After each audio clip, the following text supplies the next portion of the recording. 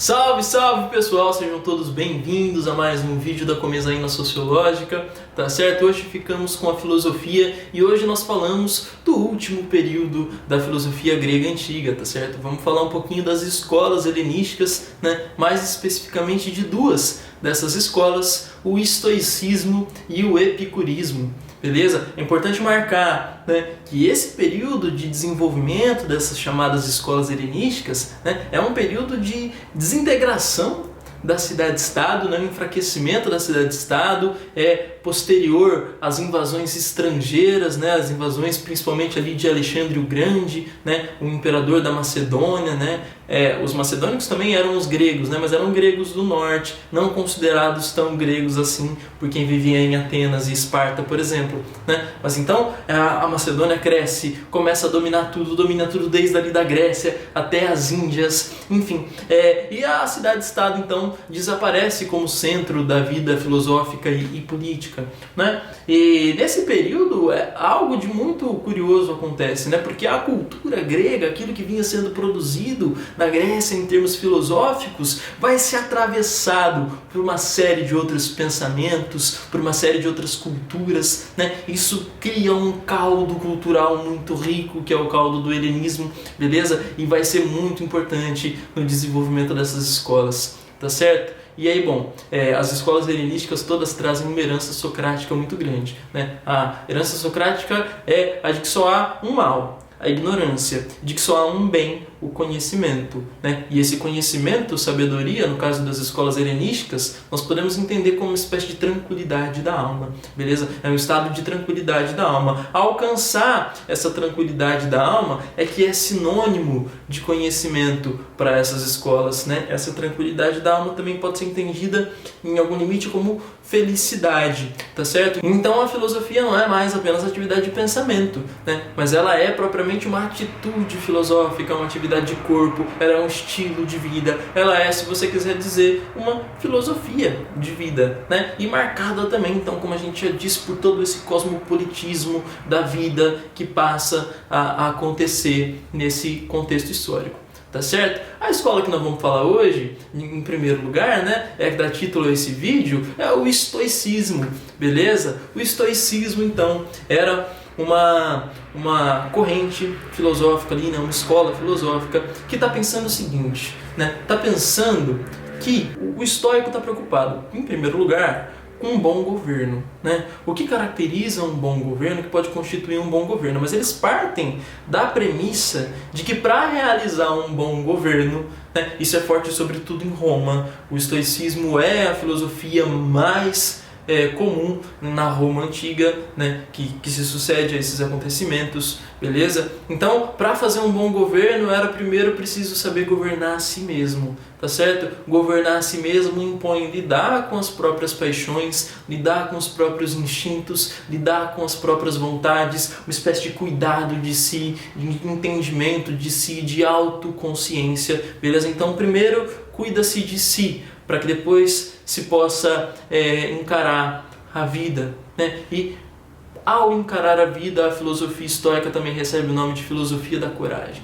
Por que filosofia da coragem? Porque é necessário coragem para entender que algumas coisas não vão se desenrolar, não vão se desenvolver, não vão acontecer se não for a nossa atuação precisa, se não for a nossa participação, se não for a nossa interferência. Mas também é preciso sabedoria para entender que, no fundo, a maior parte das coisas da vida está para além do nosso controle. Elas escapam à nossa ação, né? E muito das angústias e do sofrimento humano para o estoico vem daí, né? Não vem das coisas em si, mas vem da forma como nós lidamos com as coisas, né? De alguma maneira o estoico está cutucando uma espécie de postura controladora sobre a vida, né? Quando nós tentamos dar conta de coisas com as quais nós não podemos dar conta, né? Um exemplo bom é o Ano Novo, né? Quando vai virar o ano, a gente já começa a pensar, poxa, meu próximo ano vai ser assim, assim, tal, até o fim do primeiro semestre eu já vou ter feito isso e aquilo, né? E de repente já é fevereiro, o ano nem andou muito assim, e você percebe que muitos daqueles seus planos já vão ter que ser repensados, reelaborados, ou então abandonados, né? E muda. Por quê? Porque a vida sempre está desafiando nossos planos. Desafia nossos planos por quê? Porque o estoico já tinha percebido lá atrás que muitas das coisas da vida escapam ao nosso controle. Então a sabedoria está justamente no ponto de entender isso, de entender essa problemática, né? Entender que muito foge, muito escapa, né? Um outro bom exemplo é a situação que nós estamos vivendo agora, né? De quarentena, um período em que nós precisamos tomar ali todas as precauções necessárias, né, para lidar com o vírus, né, se higienizar, então usar o uso da máscara, né? E esse período às vezes a gente fica muito insatisfeito, né? Fica pensando, poxa, eu devia estar fazendo isso e aquilo, mas o vírus está atrapalhando tudo, né? O coronavírus está atrapalhando tanta coisa, a sua existência, né? E a gente começa a projetar as insatisfações da vida nesse acontecimento, né? E isso pode causar algum tipo de angústia, de sofrimento, de ansiedade. Mas pensando pela perspectiva histórica, né? Pensando do ponto de vista histórico, o que nós podemos fazer sobre isso? Se você não é o pesquisador que está empenhado em descobrir uma vacina, né? Então esse é o tempo da natureza, né? O tempo do vírus, e isso te escapa, isso não tem nada a ver com a sua ação, né? Então talvez projetar dor e sofrimento num momento como esse pouco te ajude, né? O ponto do estoico é exatamente esse: sofrer por aquilo que não depende de nós pouco nos ajuda. No limite só produz uma vida mais infeliz, né? Menos tranquila, mais infeliz. Tá certo? Então, outra coisa que dá para puxar daí, né, é que para o estoico existe uma espécie de postura de indiferença, né? E sobre isso nós temos que ter muito cuidado para entender o que é essa indiferença estoica, né? Indiferença em relação às coisas não significa que o estoico não sinta nada, né? Não significa que ele não se alegre ou que ele não se entristeça, né? Mas o estoico, ele parte da premissa de que tudo é passageiro, né? Então as alegrias são passageiras, também as tristezas são passageiras, ou seja, não vale a pena sofrer demais por nada disso, né? Não vale a pena se debruçar demais sobre problemas ou felicidades que em algum momento vão nos abandonar, né? Então essa indiferença na alegria, na dor, né? Na riqueza, na pobreza, né? Então essa postura de indiferença ela pode ser entendida como uma postura de sobriedade, né? De maturidade emocional para lidar com essa volatilidade da existência, beleza? Então esse é o estoicismo, pessoal, muito influente na Roma Antiga, tá certo? Uma outra escola que teria que fazer parte inevitavelmente desse vídeo é a do Epicuro, né? O epicurismo, né?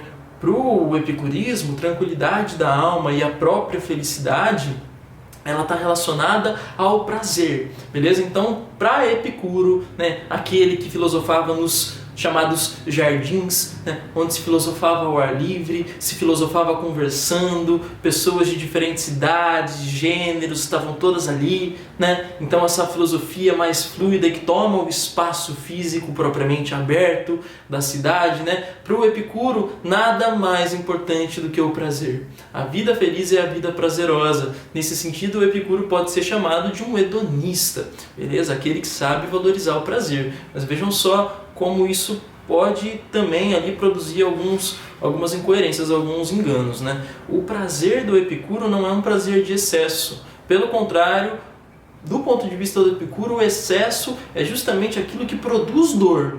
O excesso nunca produz prazer. Mesmo o excesso de uma atividade prazerosa, inevitavelmente produzirá dor a contragolpe, né? Então, para o Epicuro, a felicidade está em articular o prazer com uma espécie de vida moderada, né? Essa vida moderada é a vida onde nada é mais forte do que o equilíbrio, beleza? Então, mantendo o equilíbrio, aí então nós podemos tecer uma vida que tenha um cuidado especial com essa questão do prazer, né? Para o Epicuro, outro ponto importante é evitar o medo da morte, né? Se desprender do medo da morte. Para o Epicuro, a morte nos faz sofrer com muita força, né? A morte nos faz não a morte em si, mas o medo da morte, né? Agora, para o Epicuro, essa é uma angústia desnecessária, né?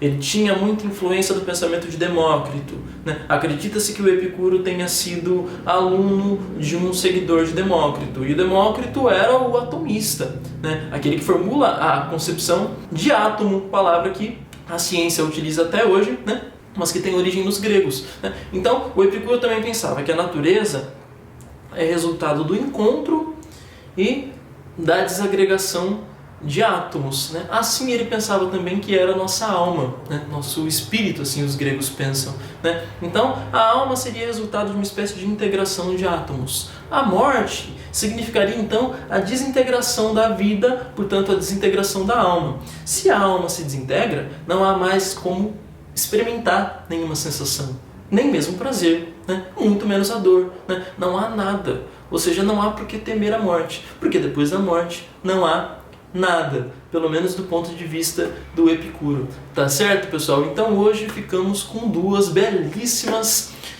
escolas helenísticas, né? E sobre elas eu acredito que estejamos conversados. Se você gostou, curte o nosso vídeo, compartilha, espalha aí a palavra da Comezaina Sociológica, tá certo? Dá uma olhadinha nos nossos vídeos antigos, tem coisa muito interessante saindo.